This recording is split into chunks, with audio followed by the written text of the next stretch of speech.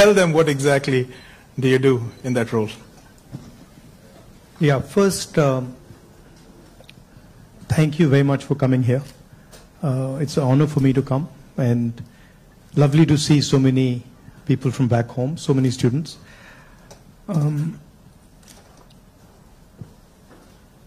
See, opposition, at its heart, is the voice of people. So, if you have parliament, of course, there's a whole sequence of events that go on. But what you're generally thinking about is where and how can I raise issues of the people of India. And you're thinking from a individual perspective, and you're also thinking from a group perspective. You're thinking from a industry perspective, you're thinking from a farmer perspective, and the important thing is that you do it sensitively and after listening and understanding carefully. So very often,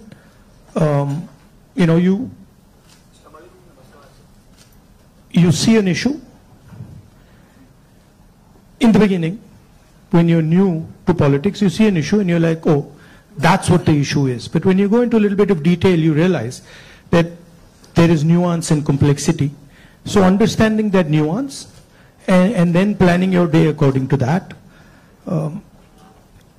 that's how it generally works. Parliament, of course, you go there in the morning and then it's like a war. You go in and then you fight.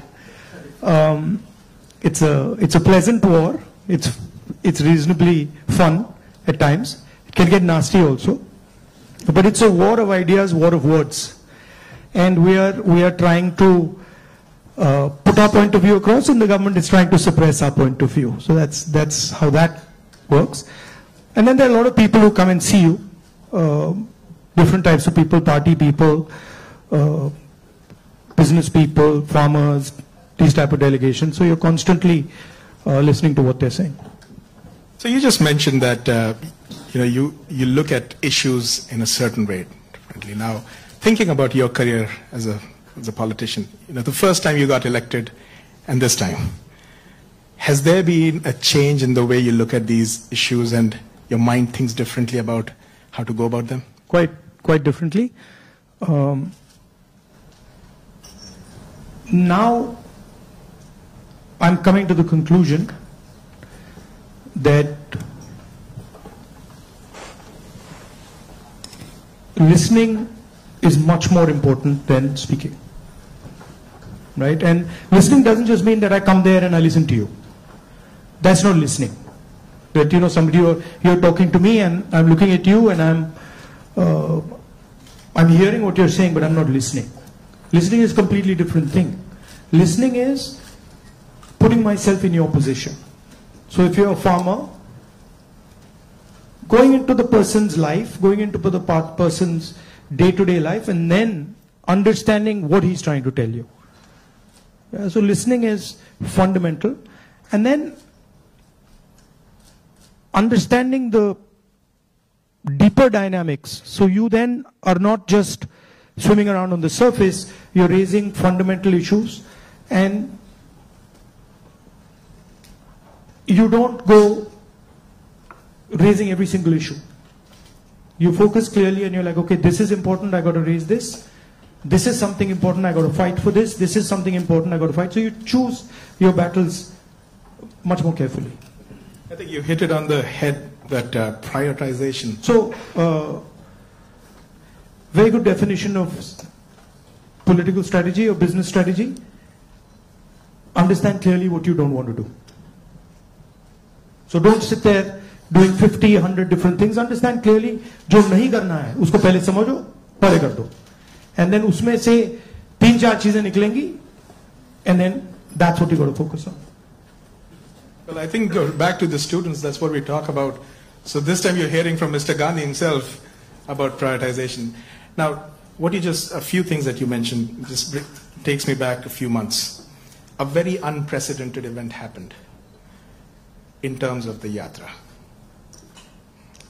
Personally, for me, a 30-minute walk on the treadmill, you can see 4,000 kilometers and connecting with people in a very different way. How has that changed your perception about people, and how has it helped you connect with people differently? See, the first question to ask is, why were we walking 4,000 kilometers? Right? You know, it's what created the need for us to do this? And the reason is that all avenues of communication in India were shut. Every single avenue, no matter what we did, it was all shut. We spoke in Parliament, that's not televised. We go to the media, they don't pick up what we say. We even go with documents to the legal system, nothing happens. So, all our avenues were shut.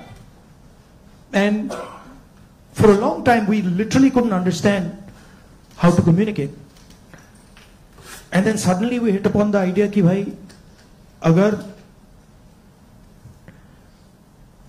Media आपको लोगों के पास नहीं ले जा रहा, institutional system आपको लोगों के पास नहीं ले जा रहा, तो फिर डायरेक्टली चले जाओ. And then what better way to go directly than to literally go walking across the country? And so that's what we did. And I must tell you, in the beginning itself, I had a little bit of a knee problem. So 3-4 days into it, I was like, "Ye kya kar diya?" I was like, you know, because you get up in the morning, I go running, and so you get up in the morning and you say, "Okay, I'm going to go run 10 kilometers," and they're like, "ठीक है," and then you get up in the morning and you say, "I got to walk 4,000." It's a completely different paradigm, you know. So there was moments of that, okay, this is quite a big thing. But it went surprisingly easy. It was not difficult at all. And it fundamentally changed the way I think about my work. I would say that it completely changed how I view politics, how I view our people, how I communicate with our people, how I listen to people, and not just me. There were many people involved in the yatra, and all of us. And to me, the most powerful thing that happened organically, on its own, we didn't actually do it, it just happened, was that we introduced, certainly for the first time in India, possibly for the first time in many, many countries, the idea of love in politics. And this seems strange, you know, it's a strange thing, because you look at the political discourse in most countries, and you will never find the word love in that discourse. It just doesn't exist anywhere. You'll find hatred, you'll find anger, you'll find unfairness, you'll find corruption, you'll find all these words. But you will never find the word love in the language. And the Bharat Jodo Yatra actually introduced that idea into the Indian political system. And it has amazed me how that idea has worked. So now when you reflect on the yatra, you think about, you know, some of the key moments that happened. Is there any like an aha moment that you want to share with us that you never expected it to happen, but it happened in a positive way? I'll tell you what I realized.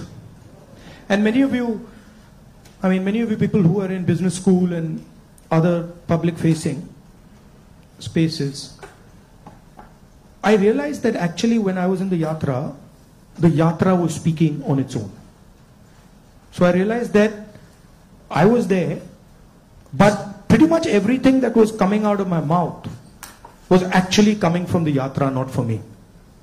Right? So there was thousands of people, they were telling me things, it was going, I was listening to them, they were telling me things, and then their words were coming out of my mouth.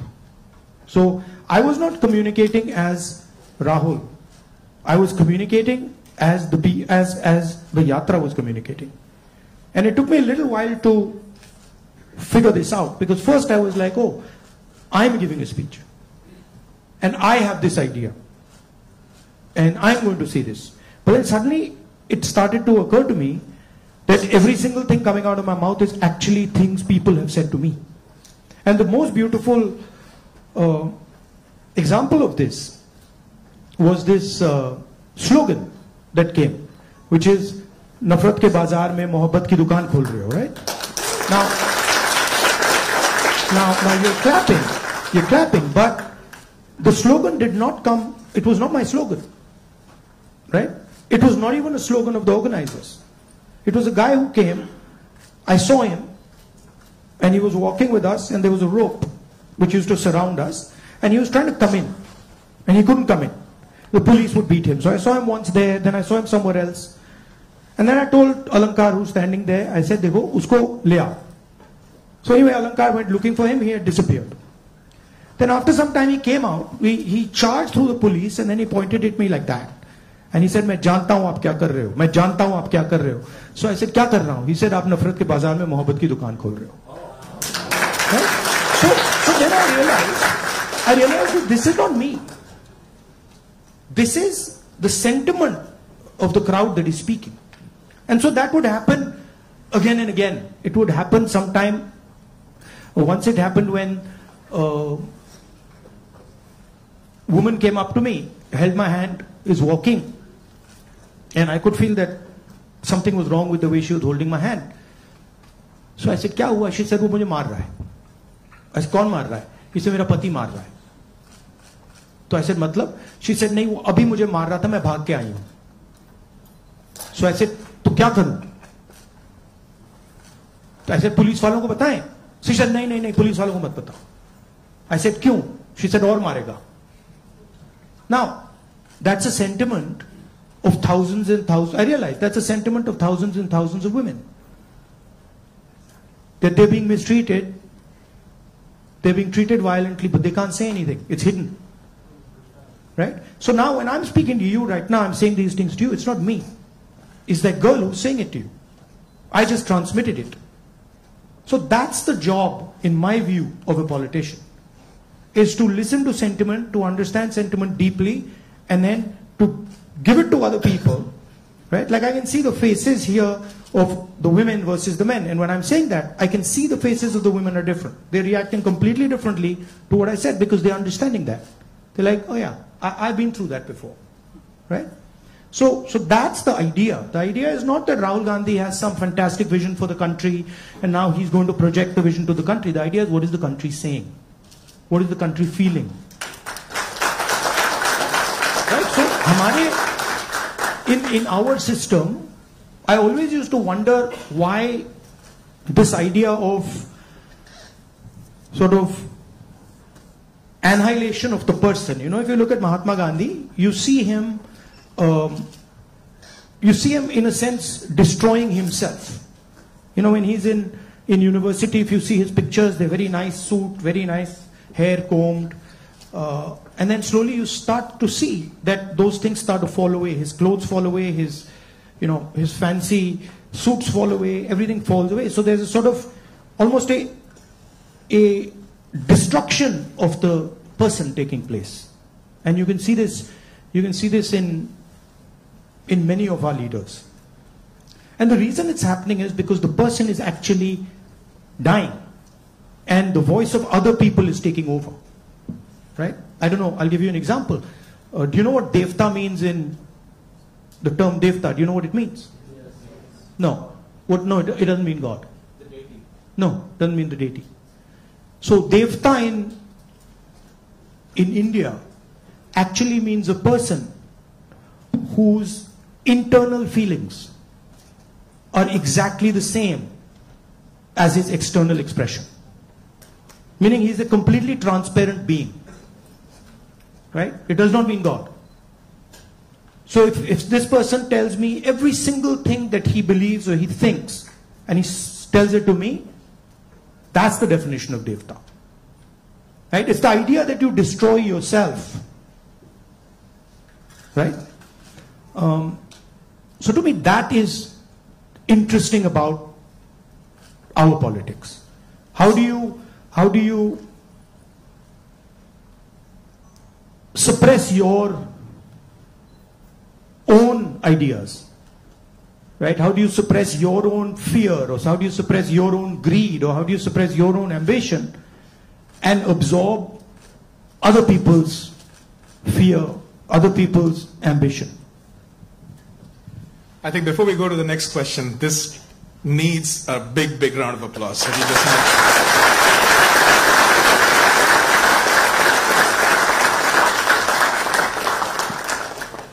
If you look at our big leaders, and historically, and you can see extreme, so you can see a Buddha who's extreme, you can see Bhagwan Ram, same thing, you can see Mahatma Gandhi. The basic idea is the destruction of the identity. The basic idea is the destruction, the basic idea is the destruction of the self, right? And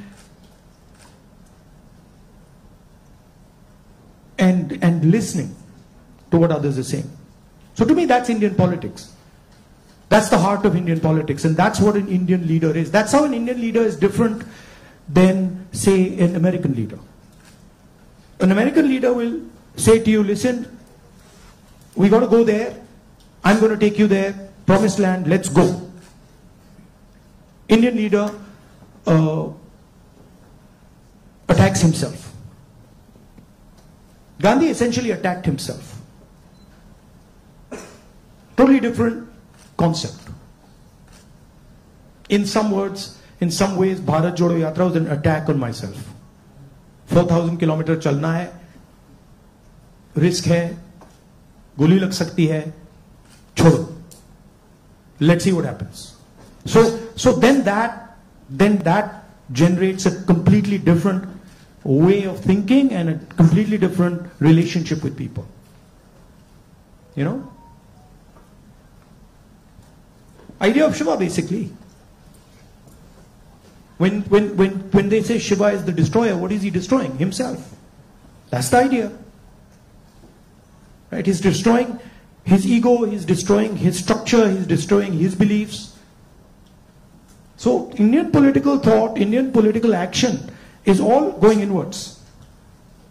But I mean, I think we might be getting too philosophical.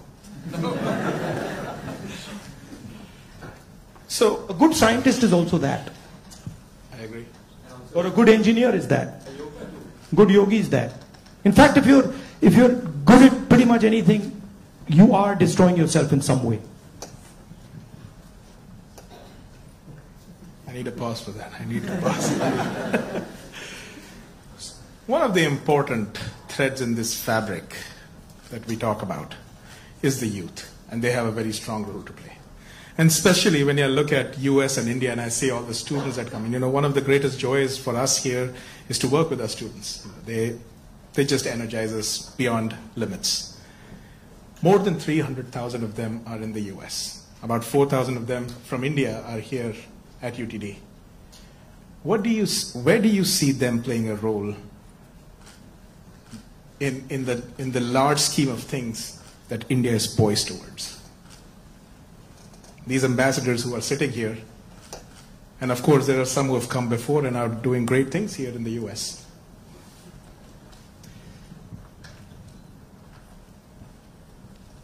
In one way, there you are a bridge between the rest of the world and India. So you have ideas and values that you bring to the United States. And often those ideas and values might not be understood so easily in the United States. Right? There's a different there's a different cultural ethos, different cultural system here. But your ideas are as valuable as anybody else's. In the same way, they also have a culture, an ethos here. Today I met some young guys just before I came here who came to the United States, not students, but people who, driving trucks and stuff like that. And they were saying to me, look, I said, what do you like about the United States? And they said that what we love about the United States is the idea of equality. That a truck driver in the United States gets respect. And as a truck driver in India, there's no way I could get respect. Right? Equality is a very powerful idea. And it's an idea that can help India in huge ways. So if you take back the idea of equality, take back the idea of fairness, that's a very powerful thing. So I think you should see yourself as a bridge. And the other thing is, what I've noticed in my life is that individuals can do huge things.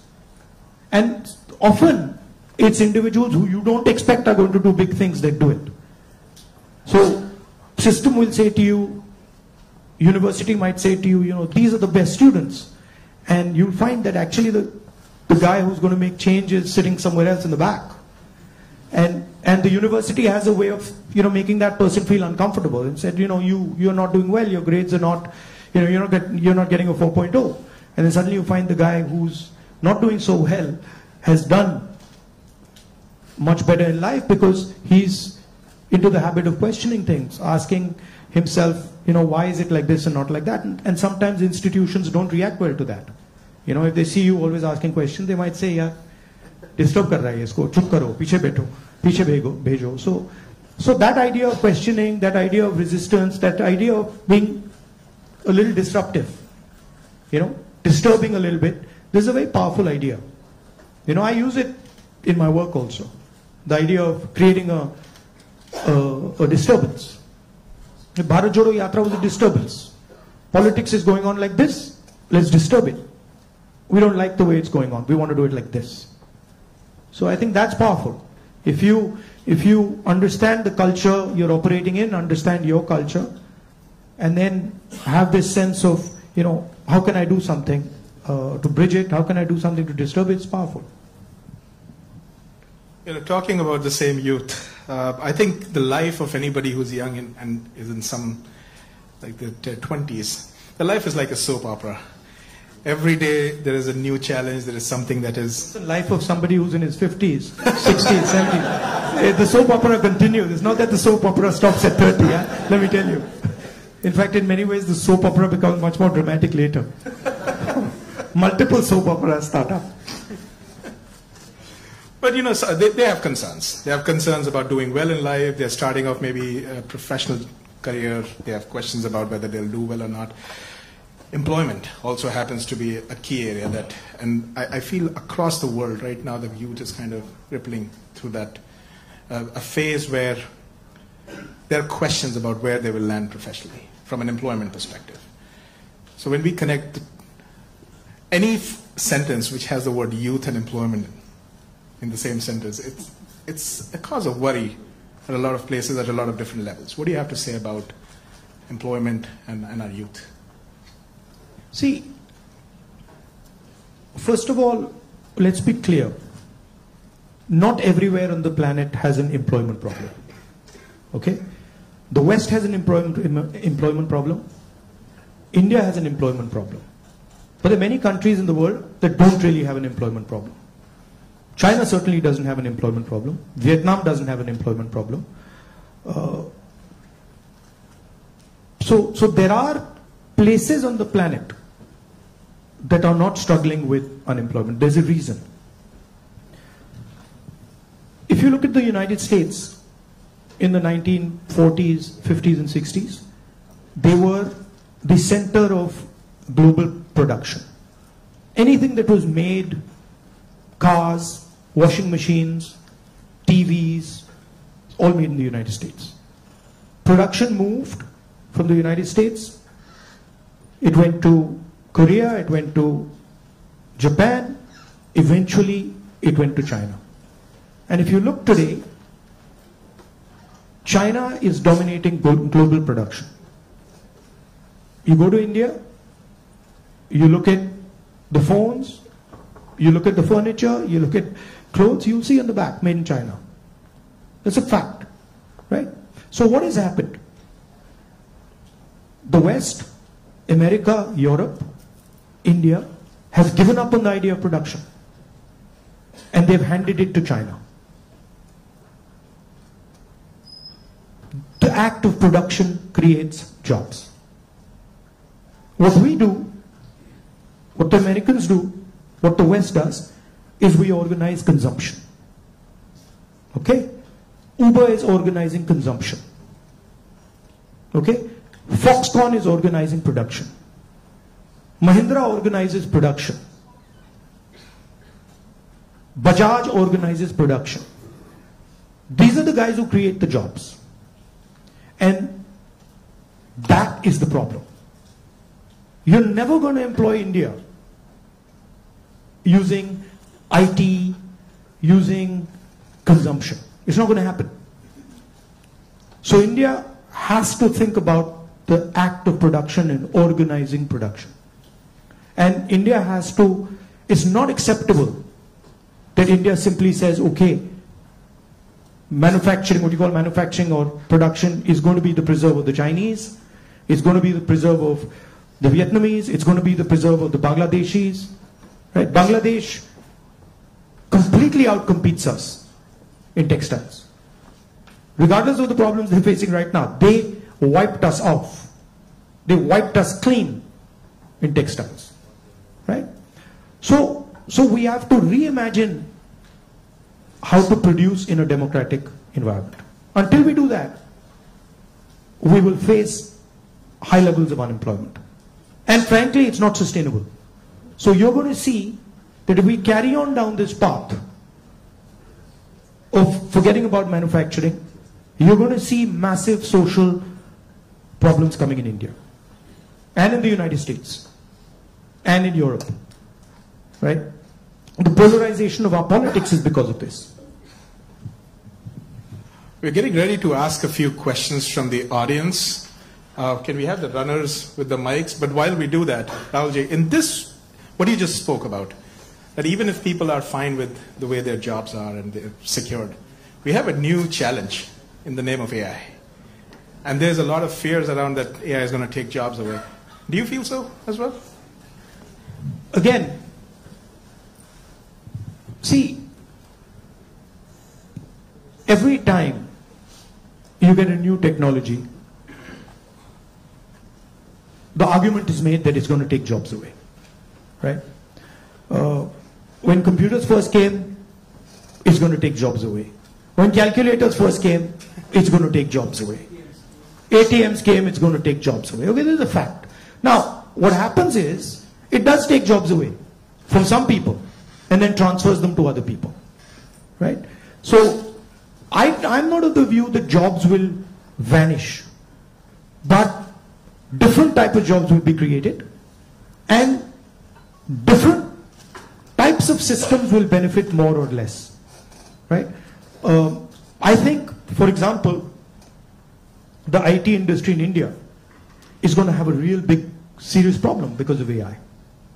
But I don't really think a Bajaj making scooters is going to have such a big problem. Right? So it's going to hit different people differently. It's going to take away some jobs. It's going to add some jobs. And if you're positioned properly, it's an opportunity. And if you're positioned badly, you're in trouble. I mean, I remember Mr. Vajpayee gave a speech that Indians don't need computers. Right? And somebody else gave a speech that Indians don't need English. Computers created millions of jobs in India. It's a fact. So it depends. It depends how flexible you are and how well you're looking at the future. Thank you so much. We do have some folks here who would like to ask a few questions. So can we get a mic here, please? Mr. Shroff, right here. Oh, okay. First, let me. Okay. I have two questions. So first of all, thank you for the opportunity. Let's keep it to one question, please. Yeah. Yes, one question. So India has a young population. So what are your plans to modernize the education system and bridge the gap between the education system and employability? That is the first question. Let's keep it to one, please. Thank you. Nimish. Should I just answer this one, or you want to get to, okay? I'll try. I think many people say that India has a skills problem. I don't think India has a skills problem. I think India has a skill respect problem. So India doesn't respect people who have skills. But I don't think there's any limit on the skills that are already available in India. Okay? Second, our education system doesn't connect with the business system. So you have a business system that is operating on its own, and you have a sort of ivory tower education system. And the education system in no way connects deeply with the skill structure of India. So I think bridging that gap, linking those two systems of skill and the education system, vocational training, I think is fundamental. I think currently huge problem in the education system is the ideological capture. So, you know, feeding ideology through the education system. Most of our vice chancellors today are placed by the RSS.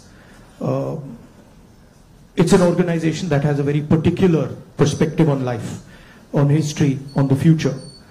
That's really damaging. Having one organization that is placing all its people in our education system, I think that's damaging.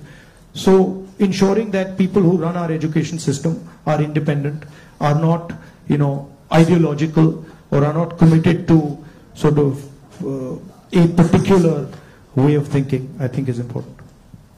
Thank you. Dr. Gupta.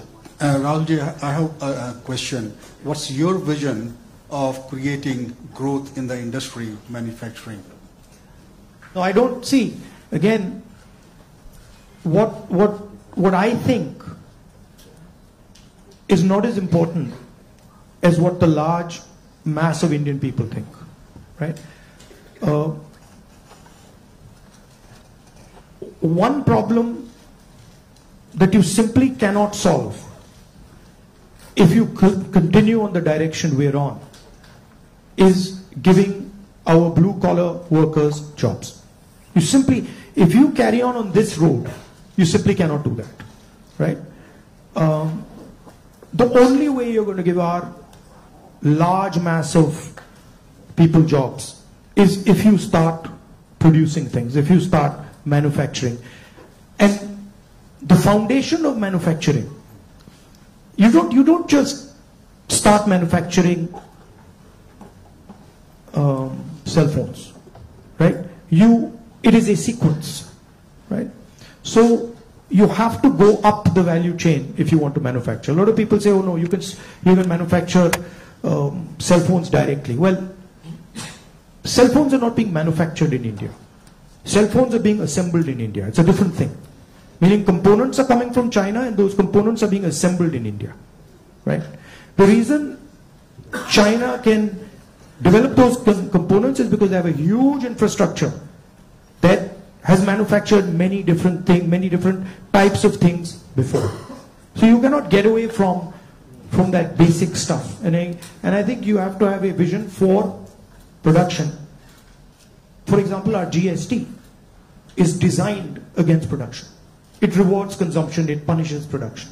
States that produce are harmed, right?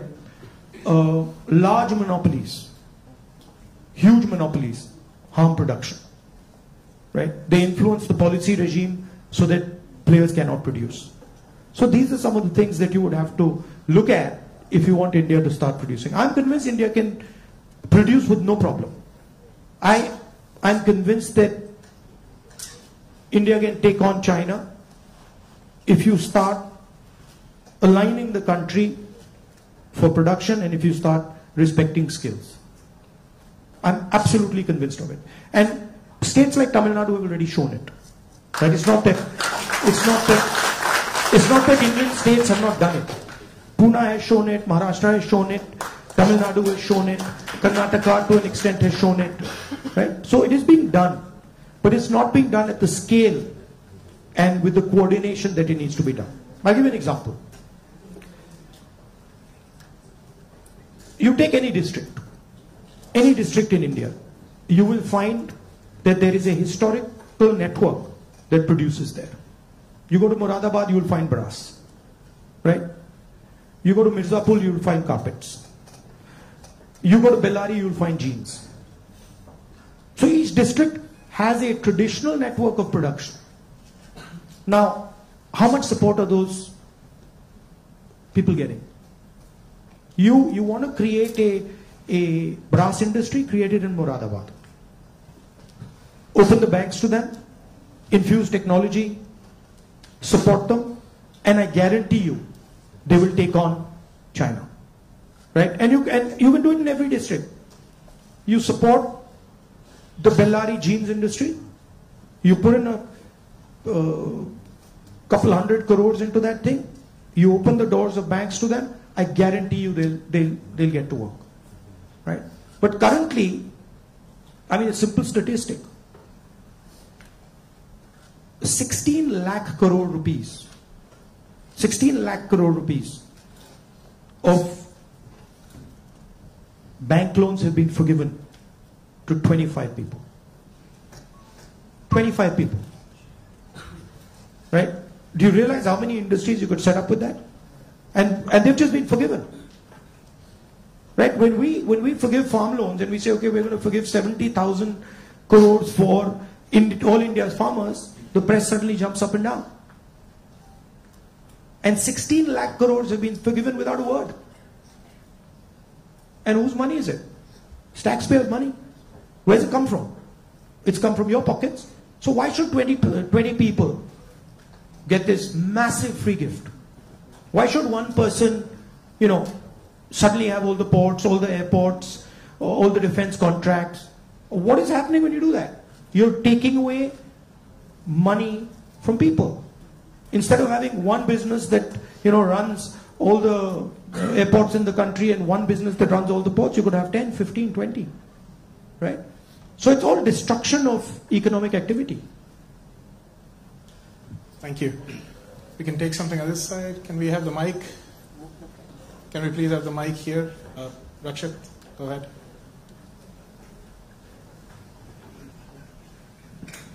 Hello, Rahulji.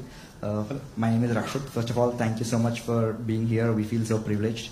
So my question is, how do you think we as students and youth contribute to and get involved in public service and the development of our country? Come and work with us. We can show you.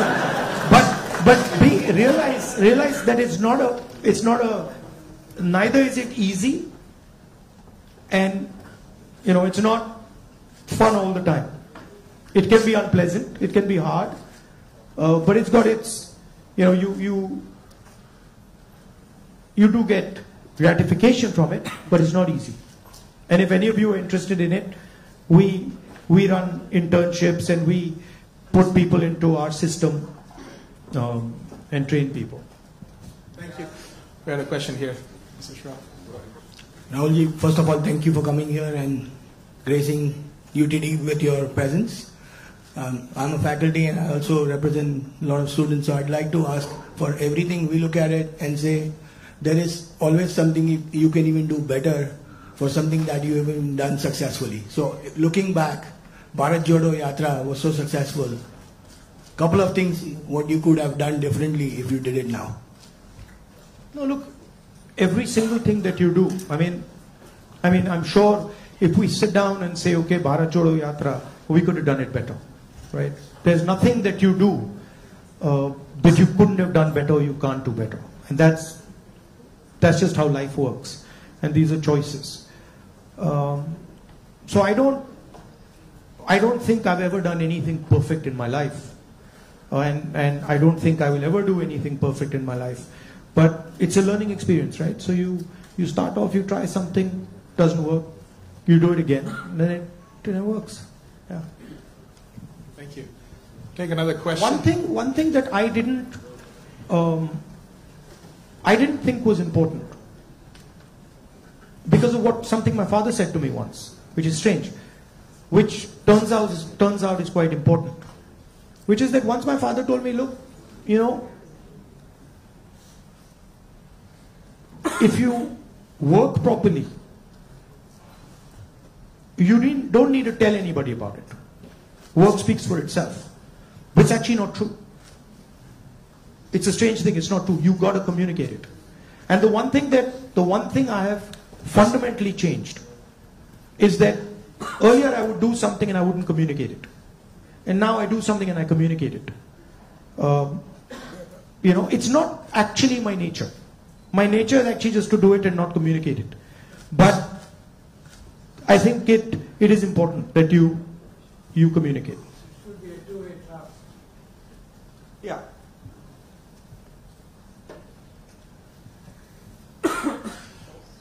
All right. Yes, let's go there. Can we have the mic? My eyes feel like a lot of machine right now. I'm trying to pick up which one I see. Where is the mic? Jitesh?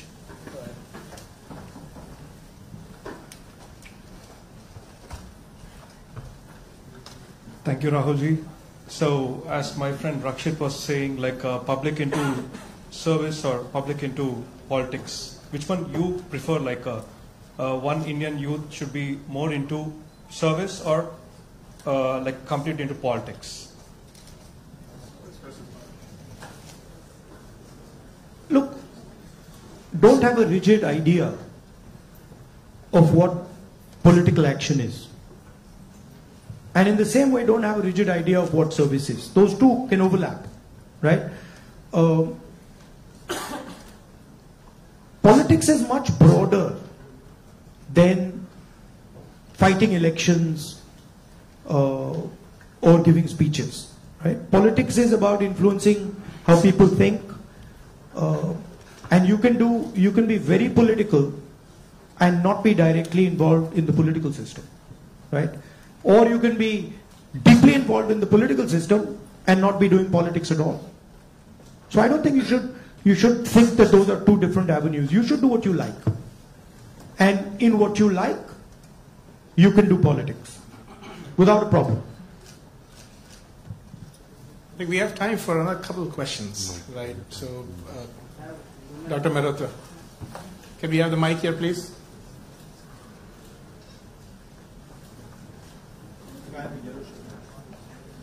I'll get it. Okay. First off, thanks a lot for being here. It's a rare opportunity and we're truly grateful. To me at least, and I could be wrong here, it almost seems like there are two Indias. One that is reaping the benefits of the growth that we see, and then one that's being kind of bypassed. There's still an unacceptably high number of people living in abject poverty who don't even have access to the very basic of quality education. What vision do you have to ensure that this India that's kind of been cut off at least gets some benefits, and that it's a little more equitable, the benefits of India's economic growth? There are clearly two Indias, and very small percentage of people benefit from India. The vast majority of people don't benefit from it. And if anybody talks about building a country, talks about progress, you simply cannot ignore this fact, right? If you look at our institutions, our businesses, our legal system, anywhere, you will find that it's captured by a very, very small percentage of people. Now, one of the things that I keep saying is that in the 21st century, you need data. And you need to understand the extent of this capture. I think when people actually understand the extent of this capture, they will be shocked, right? And so, for example, the idea of a caste census is a way of shining the light on this capture, right? It amazes me when people say, oh, there shouldn't be a caste census. It's like saying his leg is broken and there shouldn't be an X-ray. Why not? Right? What's the problem? What's the problem with an X-ray? Second thing is the issue of skill, right? You've heard of the Eklavya story? You've heard of the Eklavya story? Yes. If you want to pin down what is happening in India, it is millions and millions of Eklavya stories every single day. The people with skill, their thumbs are being cut off. They're not being allowed to operate. They're not being allowed to thrive. And it's happening across the board. So, respect for skills, supporting skills financially through technology, that's how you'll unleash India's power. You're not going to unleash India's power by empowering 1%, 2% of India. And, it's not interesting for me. So, I'm very passionate about this. I'll give you an example. Sometime back, when we were in government, we were talking about skill development. And the gentleman who was running, he was appointed by Manmohan Singh Ji for skill development. He came to see me. And we were having a conversation. And he was explaining to me how he was going to build ITIs. And he was going to put trainers inside ITIs. For plumbing, for hair cutting, for carpentry, for stuff like that. And I was listening to him. And I asked him a question. And what I said was, look, you're building these ITIs. And I gave him an example. I said, let's say you want to train 1 million barbers. Now in your model, what you're going to do is, you're going to have these ITIs, 1,000 of them across the country, and you'll train these barbers. But that's not where the barber's skills lie. That ITI is not where the barber's skills are. The barber's skills are with the barbers. So I said to him, why don't you do this? Why don't you set up certification centers? And then go to every single barber in India and say, listen, this is what we'd like you to train. For every guy you send to our certification center, we'll give you X amount of rupees.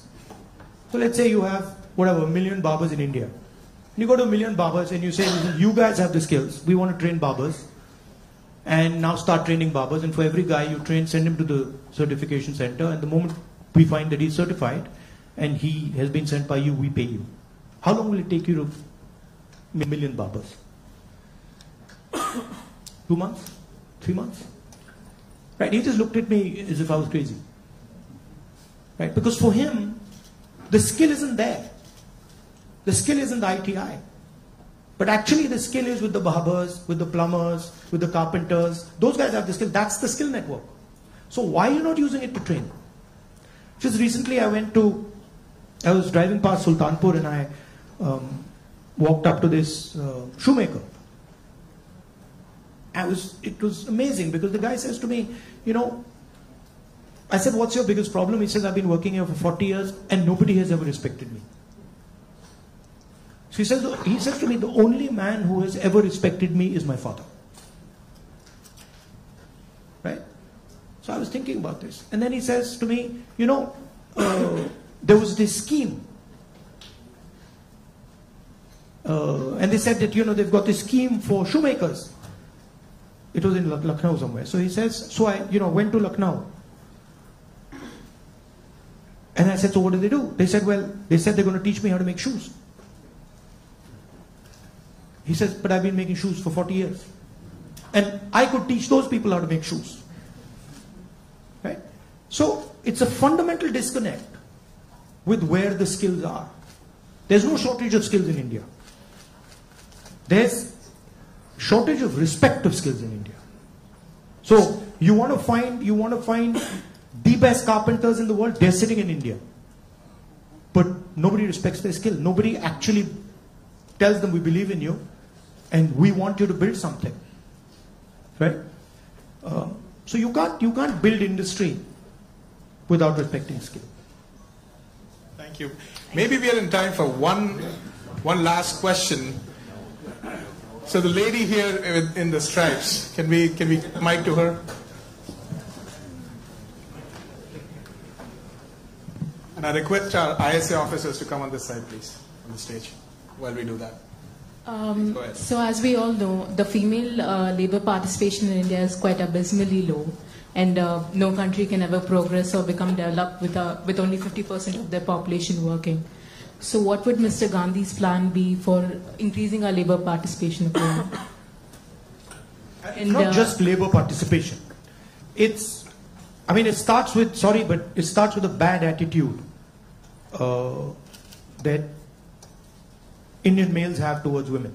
And I don't mean every single Indian male, but a large number of Indian males' attitudes towards women is just, it's ridiculous, right? So it starts there. And it's a particular way of thinking about women. And we see it in the political system, we see it in the business system, we see it everywhere. So I'm very big, number one, on political participation of women. Reservation bill to start with. Ensuring that women get into business. Ensuring that women are supported financially if they want to open their business. And then making sure that it is made easier for women to participate, right? Women have their own particular issues that you need to take care of before they can start to participate. So I think the first thing is of thinking of women the same way you think of men, right? That they can do anything men can do, if not better, and that they are equal and better in many, many things. Yeah. Also, by the way, this is part of the ideological fight between the BJP and us, right? The BJP and the RSS believe that women should be restricted to a particular role. They should stay at home, they should cook the food, they should not talk too much, right? And we believe that women should be allowed to aspire to whatever they want to do. Mr. Gandhi, if I just say that it was great having you on campus, that is a big, big understatement. But can we give him a round of applause?